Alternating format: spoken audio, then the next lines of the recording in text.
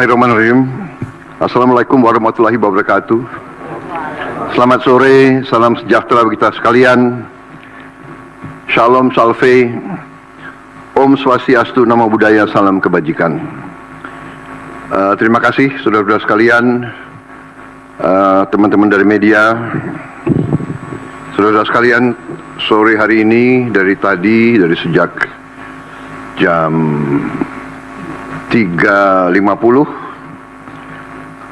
kurang lebih saya hadir mengikuti rapat tutup tahun dari Menteri Keuangan dan jajarannya.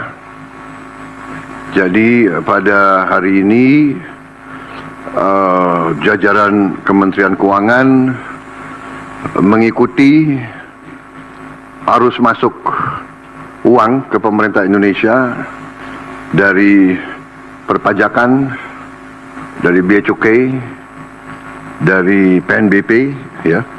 Kemudian karena tepat pada waktu nanti 00, berarti tahun anggaran 2024 ditutup. Tadi saya diberi paparan oleh Menteri Keuangan pelaksanaan dari APBN 2024 dan alhamdulillah di tengah tantangan global yang penuh ketidakpastian, penuh ketegangan, penuh penekanan terhadap perekonomian dunia seluruhnya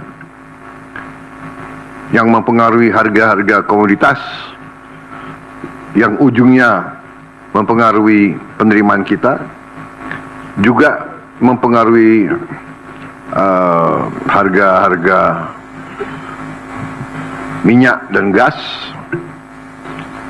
Ternyata kita masih bisa mengelola keuangan negara dengan prudent, dengan bijak, dengan hati-hati, dan kita masih mampu untuk mengendalikan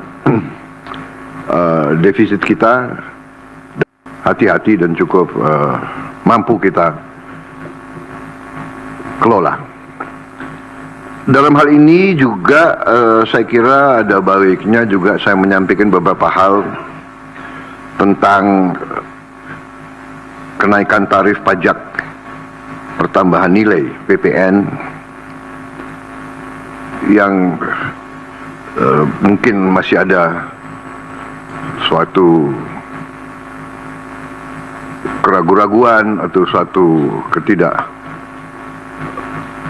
pemahaman, ya, yang tepat, sehingga saya setelah koordinasi dan diskusi dengan Menteri Keuangan dan jajaran beberapa kementerian lain, saya merasa perlu bahwa untuk menyampaikan sendiri masalah PPN 12% ini. Jadi saudara-saudara sekalian, kenaikan tarif pajak pertambahan nilai menjadi 12% ini merupakan Undang Nomor 7 tahun 2021 tentang harmonisasi peraturan perpajakan.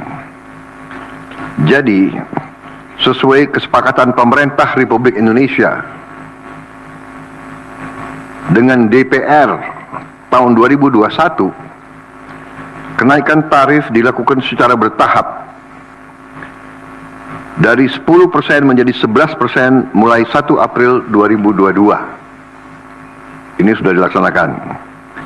Dan kemudian perintah undang-undang dari 11% menjadi 12% pada 1 Januari 2025 besok.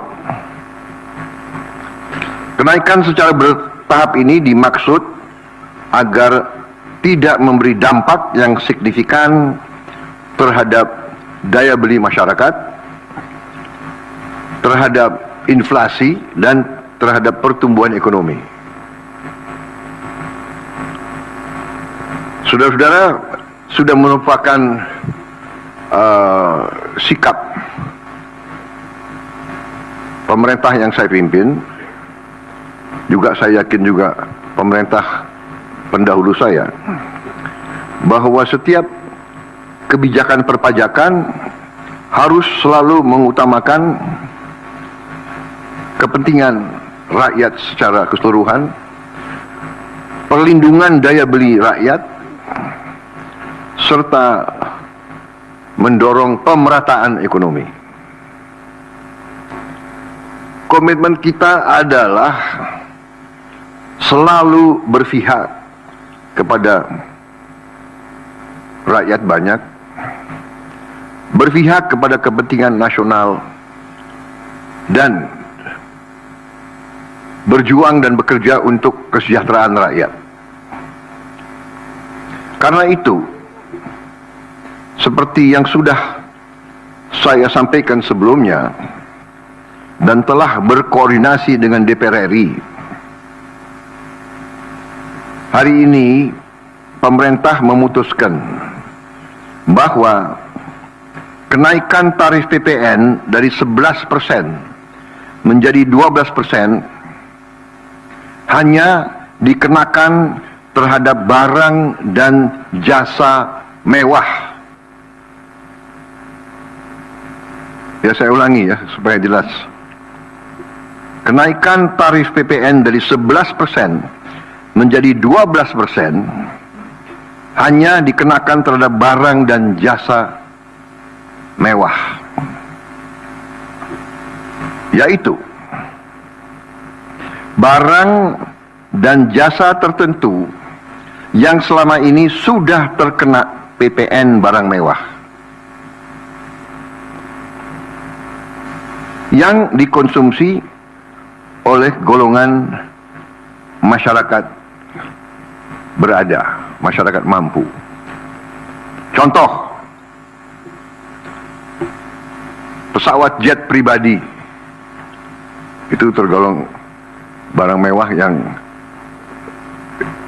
dimanfaatkan ataupun digunakan oleh masyarakat papan atas. Kemudian kapal pesiar, yacht, ya, motor yacht.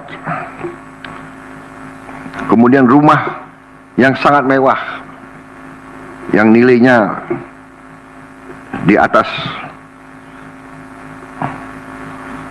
golongan menengah.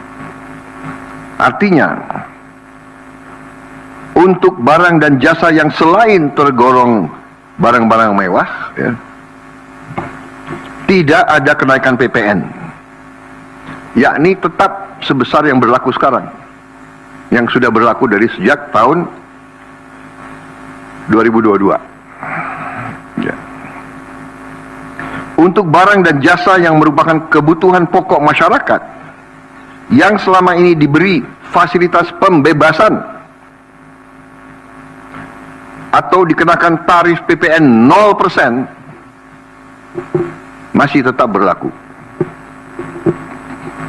Ya, saya ulangi, barang dan jasa yang merupakan kebutuhan pokok masyarakat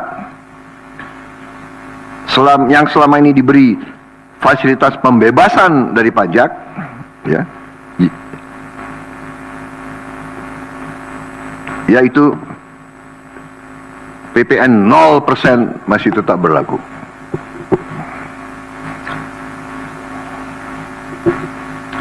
Pemerintah telah berkomitmen memberi paket stimulus. Ya. Nilai stimulus itu adalah 38,6 triliun. Seperti yang pernah diumumkan sebelumnya. Bantuan beras untuk 16 juta penerima bantuan pangan, 10 kg per bulan. Diskon 50% untuk pelanggan listrik dengan daya maksimal 2200 volt. Pembiayaan industri padat karya. Ya. Insentif PPh pasal 21 bagi pekerja dengan gaji sampai dengan rupiah 10 juta per bulan. Kemudian bebas PPh bagi UMKM beromset kurang dari 500 juta per tahun dan lain sebagainya. Jadi paket stimulus ini nilainya semua adalah 38,6 T. Untuk barang dan jasa yang dibutuhkan oleh masyarakat banyak,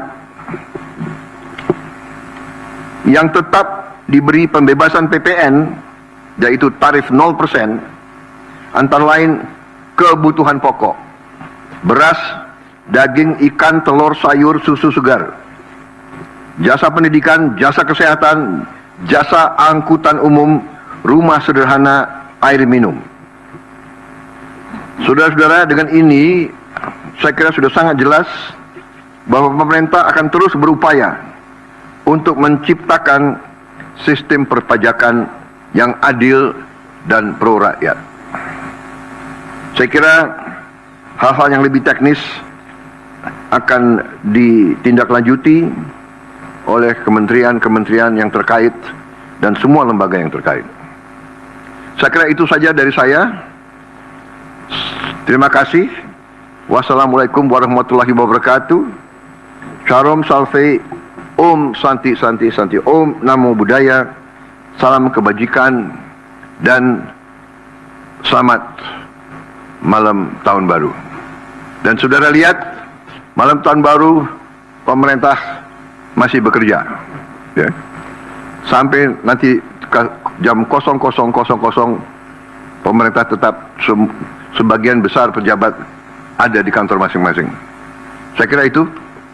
Sekali lagi, untuk seluruh saudara-saudaraku sebangsa dan setanah air, selamat menghadapi tahun baru. Kita hadapi tahun baru dengan gembira, optimis, percaya diri bahwa Indonesia akan bangkit. Terima kasih. Selesai.